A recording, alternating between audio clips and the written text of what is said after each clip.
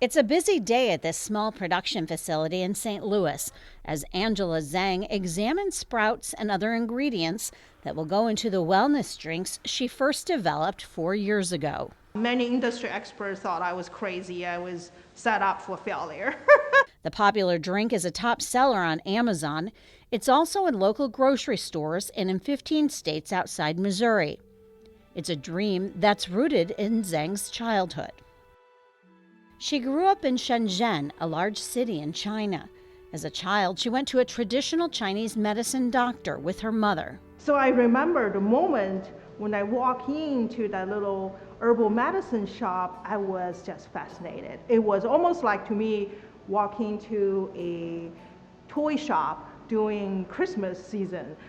Those little wooden drawers. She says it's a miracle she survived because as a teenager, she experimented with herbs and different remedies. My parents still joke about, be careful with what you put into your body, when you do those crazy remedy creations. Her pursuit of good health never stopped. With an undergraduate degree in biochemistry, she moved to America in 1996 to earn her PhD in pathology at St. Louis University. Well, for me, it was molecular and cell biology to study why people get sick at molecular level.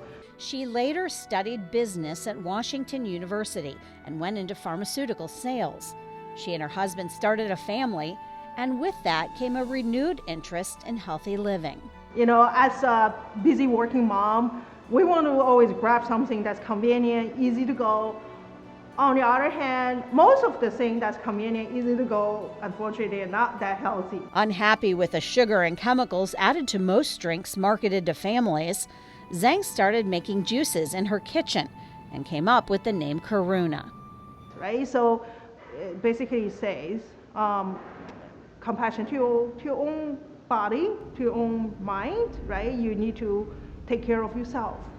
And then compassion to your friends, your family, of course, people around you. Zeng had to overcome stereotypes as she worked to develop her brand. Yeah, I think that's a challenge for every immigrant. Doesn't matter what you do as an entrepreneur or working in a large corporation, is to fit in. Early advisors suggested she solely market her drinks to the Chinese community. That's not how I designed this line for. It's not a Chinese food serving a Chinese restaurant. It is for everyone to empower them to actually use food to improve their health. She convinced the then manager of the local Whole Foods store to try her cold-pressed juices, which she says use natural ingredients from around the world. He said, wow, we never seen anything like this, and your concept is great and the taste is good. So he took that. He gave me the chance to try to sell in his store. That led to another encounter inside Whole Foods with Rodney Boyd, an influential St. Louis businessman who became one of Zeng's biggest supporters.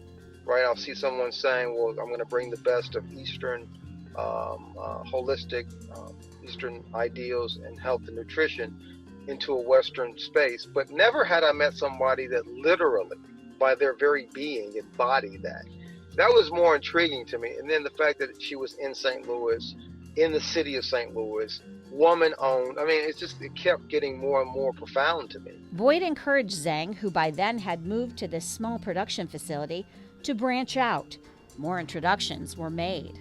If you get people in St. Louis excited about a product or service, the world is your marketplace, because we're a tough crowd. Like we get into a routine and we can live and die in that. We cannot keep selling products that have sugar level even higher than Coke and Pepsi. Zeng has now been featured in magazines and travels the world spreading the word about her product and appeared on a show called The New Beverage Showdown. With success comes a pressure to grow. When you're local, you can make everything small batch, freshly made, right? So it's more in tune to your local consumers' needs. When you scale up, you have to think about economy of scale, you have to think about distribution, you have to think about lowering costs. You start to move away from what you started with, those philosophy or principle. So there's always this constant dilemma. Zeng has several opportunities on the horizon. For now, she plans to stay centered in St. Louis and hopes her product, a blend of her life history and passion, will be shared by others.